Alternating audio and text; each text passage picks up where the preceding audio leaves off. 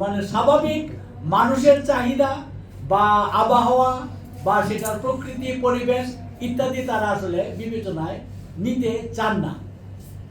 আমি এটা একটু অপ্রাসঙ্গিক, তারপরেও বলি, আমার বাড়ি হচ্ছে কিশোরগঞ্জের হাওর অঞ্চলে, এবং সেটা আপনারা জানেন যে সেখানে একটা রাস্তা হয়েছে 29 কিলোমিটার।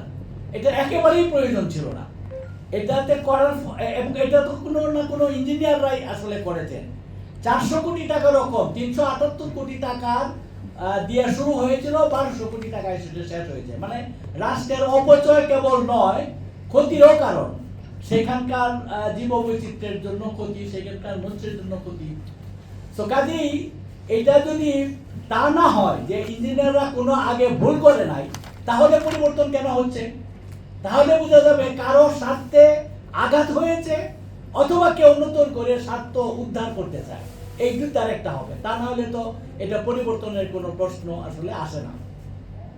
এবং আমরা অনিন্দ সাহেবের কথা থেকে এই আঁচও পেয়েছি যে ওখানে সস্তা দামে জমি কেনা হয়েছে, এবং সেই জমি এখন অধিক দামে বিক্রয়ের জন্যই আসলে এটা একটা মানে সম্ভাবনা দেখা যাচ্ছে যে এটা পরিবর্তনের।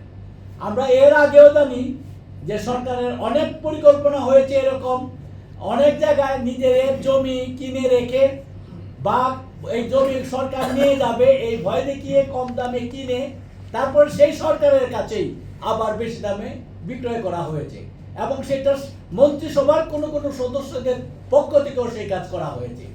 তো আমরা তো আসলে সেই যুগটা পার হয়ে এসেছি, এখন কেন আমাদেরকে সেই অবস্থাটা আবার দেখতে হবে?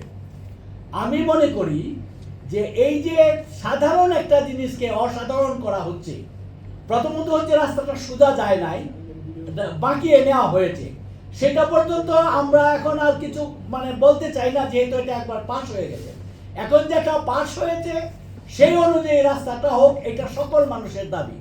যারা আজকে নিজেদের জীবনের ঝুঁকি নিয়ে এই দাবি আদায়ের জন্য রাস্তায় নেমেছেন, ময়মনসিংহে আন্দোলন করছেন, কোর্টে আন্দোলন করছেন, এবং ঢাকায় এখন আপনাদের সামনে বিশেষত সাংবাদিক ভাইদের সামনে তারা এসে উপস্থিত করেছে, তাদের একটাই নিবেদন, এবং তাদের আমি বলছি, আমি এসে আজকে থেকে যুক্ত হলাম, আমাদের একটাই নিবেদন আপনাদের প্রতি, সাংবাদিক বন্ধুদের প্রতি, আপনারা এটাকে একটা দেশপ্রেমিক দায়িত্ব হিসাবে গ্রহণ করুন, এবং ময়মনসিংহবাসী যেরকম তারা নিজেদের এলাকা বলে সেটা করছে, আপনারা বরং ময়মনসিংহ বাংলাদেশেরই একটা অংশ, আপনারা বাংলাদেশের নাগরিক, বাংলাদেশের দায়িত্বশীল সাংবাদিক, আপনারাও সে ময়মনসিংহকে নিজেদের এলাকা ভাবুন, এবং ভেবে এইটার বিরুদ্ধে সোচ্চার হন। এই সম্পর্কে যে এখানে আছে, আমার মনে হচ্ছে কমপক্ষে 2000 পৃষ্ঠার দলিল হবে। সেই 2000 পৃষ্ঠার দলিলকে অস্বীকার করে এখন যারা একটা ছলচাতুরি করতে চাচ্ছে, তাদের ক্ষমা পাওয়া আসলে উচিত নয়। কিন্তু মানুষকে না জাগালে মানুষ এটার বিরুদ্ধে তো মানে আসবে না।